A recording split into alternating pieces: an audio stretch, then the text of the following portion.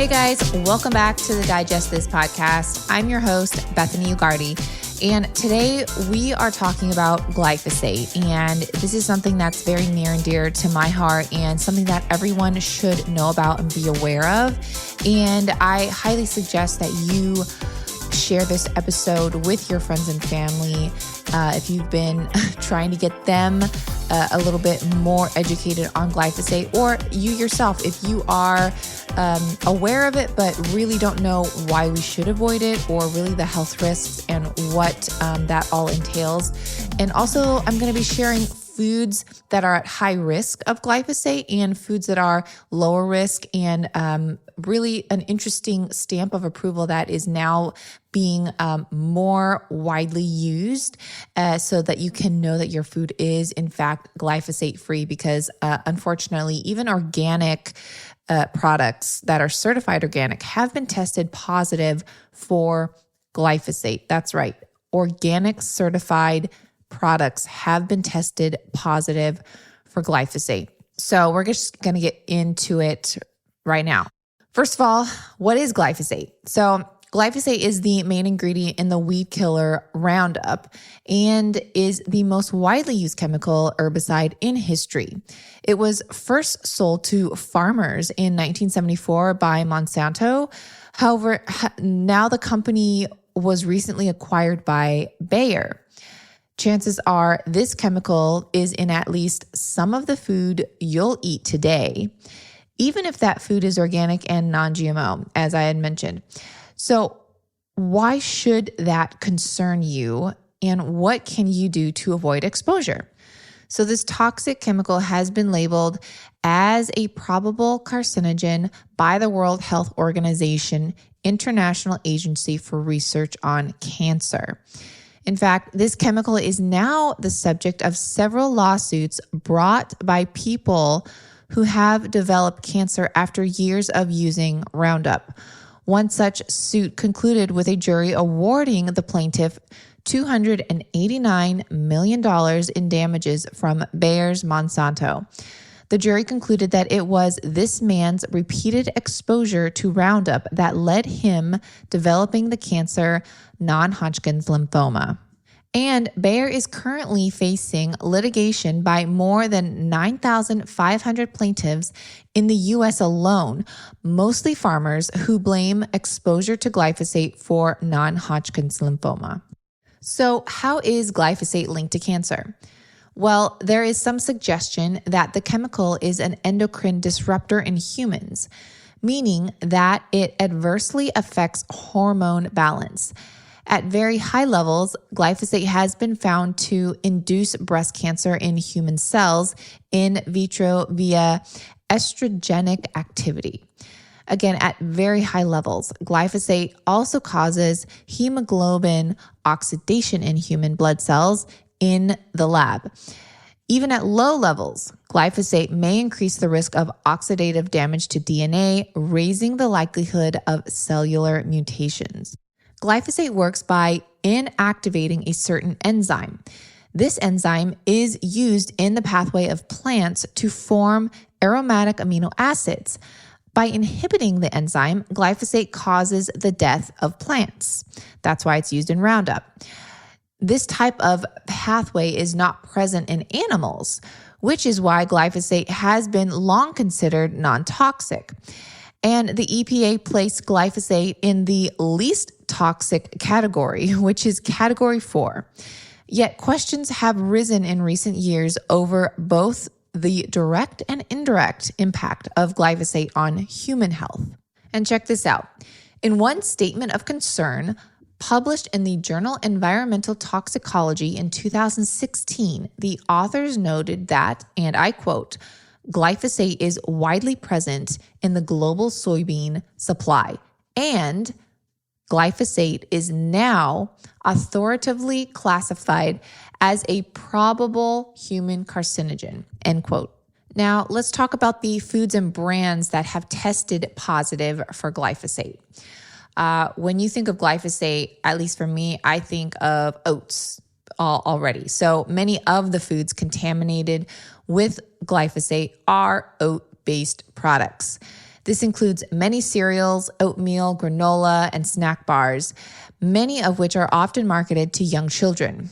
Alarmingly, studies show that children generally have higher levels of glyphosate than adults. Other foods with high contamination levels include almonds, beets, beet sugar, canola oil, carrots, corn and corn oil, quinoa, soy products, sweet potatoes, and vegetable oils. A report by Food Democracy Now! Found that General Mills and Quaker weren't the only big brands affected. The report discovered amounts of glyphosate in Doritos, Oreos, Goldfish, Ritz crackers, and Stacy's pita chips. The EWG, a handful of nonprofit organizations like Moms Across America, Food Democracy Now!, and the Detox Project, have tested a variety of products for glyphosate. Based on their reports, here are just a few types of foods and examples of brands that have tested positive. I'm going to categorize these foods by the type of food, and then I'm going to list the brands. So granola by Quaker, Kind, Back to Nature, and Nature Valley have been tested positive for glyphosate. Instant oats by Giant, Quaker, and Market Pantry. Whole oats by Quaker, Bob's Red Meal, Nature's Path, and Whole Foods. Cereal by Kashi, Kellogg's, including Lucky Charms and Cheerios. That was a very high one here. Snack bars by Quaker, Kind, Nature Valley, and Kellogg's. Orange juice by Tropicana, Minute Maid, Signature Farms, and Kirkland. Crackers, including Cheez-Its, Ritz, Triscuits, and Goldfish. So sad because so many of these foods are given to children. Cookies by Annie's, Kashi, and Nabisco, including Oreos. Sorry for any Oreo fans. Chips. These are chips by Stacy's, Lay's, Doritos, and Fritos. Glyphosate has also been found in miscellaneous products like Ben & Jerry's ice cream, non-organic cotton products like tampons and clothing, and even drinking water. It's been found in 75% of air and rain samples. And according to a 2017 study, it's regularly found in human urine. And perhaps the most discouraging are new findings on glyphosate in organic foods. Although decades worth of evidence supports the idea that organic foods contain lower or trace levels of pesticides than conventional foods, the latest tests show the levels are virtually the same. So how do we avoid glyphosate? Well, there's ways that we can do our part. We obviously can't avoid breathing the air, but we can get air purifiers. We can opt for a cleaner drinking water and water filters. Obviously, we're going to do our best when we're navigating through the grocery store and what to look for. Now, I know just from working with different brands, I know Lovebird cereal, they test for glyphosate and they're glyphosate free, as well as the One Degree Organics rice cereal, they're glyphosate free. And then, of course, you can always just ask the company, it's best to shop smaller brands. The smaller the brand, the more control they have over their product, and they know where every single ingredient is coming from that goes into their product. Once you get into bigger brands, in large corporations, the left hand doesn't know what the right hand's doing. And so that's just another reason, side note, why I love, getting products from small brands, because they really know the ins and out and everything that goes on within their facility to make their products. Now, again, glyphosate contamination is rampant because when airborne, the chemical can travel far, but it does not pass easily through the skin. The real concern is exposure through the eyes, nose, or mouth. We can't do much what's in the air, like I mentioned, but we can control ingestion. That's ingestion with food. So to avoid glyphosate poisoning, here are some of the things you can do. First of all, you can look for labels. The Detox Project, which uses an FDA registered food testing lab they test for toxic chemicals. They recently launched a glyphosate residue-free label that companies can apply for to certify their products, similar to kind of like a USDA organic stamp or the non-GMO stamp. Now there is a glyphosate residue-free stamp. Until it rolls out more widely, you are more likely, but not guaranteed, to avoid exposure by opting for foods labeled certified organic. So look out for that glyphosate residue-free stamp. Again, it's going to slowly be rolling out. I've already been seeing it on certain items. One that comes to the top of my head is Malk milk. If you look on the Malk milk label, it'll have like where all the stamps of certified, all the organic, non-GMO or whatever, they will have the glyphosate residue-free stamp as well. But again, it's still slowly rolling out, and there's a process that companies have to go through to get that. And unfortunately, they have to pay. So some companies can't afford to pay the Detox Project for this stamp of approval. And just FYI, even people that have the USDA organic certified stamp, they may be using all organic products, but they're a small brand, so they can't pay that company to get certified. And it's just unfortunate because there's so many just things that are going on in the food industry. You have to pay the non-GMO project to get the non-GMO project label. And there's more that goes into it by just, having the label or not having the label. But if you guys are curious about the brands that already have that glyphosate-free certification from the Detox Project, I'll list a few here that already have that stamp of approval.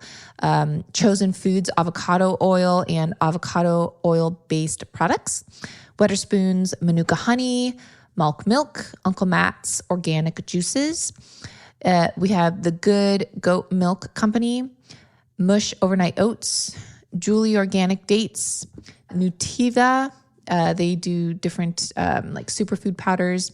Once Upon a Farm, Elmhurst, Nancy's yogurt. And we've got Ithaca hummus, Nut Pods. I'm just reading off a list here. You can go on their website as well. Now, there are many more, as well as many that I personally know of that are glyphosate free, such as Lovebird, as I previously mentioned, and as well as my own digestive support protein powder. So that is also, glyphosate free. Since we source our yellow pea protein from Europe, we know for certain that it's not contaminated or even has the possibility to be contaminated by wind or water runoff, because glyphosate is entirely illegal in Europe. And that's just another reason why I'm so thankful and proud that we source our pea protein and the peas in general, they're grown in Europe. So there's not even a possibility for it to be contaminated because it's completely illegal in Europe. Anyways, that's just a side note. But if you do want to join the thousands who've tried and benefited from my digestive protein, you can get 20% off by going to newzest.us/digest and enter code DIGEST for a discount. That's NUZEST.us/digest and use code DIGEST. I can also include that link in today's show notes. Okay, friends, I hope this episode on glyphosate was helpful and insightful to you. And if it was, please share it with your friends and family and post about it on Instagram and tag me at Little Sipper. That's LILSIPPER. So I can see you've listened. See you guys next time. Thanks for listening to this episode of Digest This. If you enjoyed this episode, please leave a review in your podcast app to let us know. If you're ever wondering how you can support me and this podcast, Sharing it with your friends and family is the best way. This is a Resonant Media production produced by Drake Peterson and edited by Chris McCone. To email the show, message us at digestthispod@gmail.com. See you next time. The content of this show is for educational and informational purposes only. It is not a substitute for individual medical and mental health advice and does not constitute a provider-patient relationship. As always, talk to your doctor or health team first.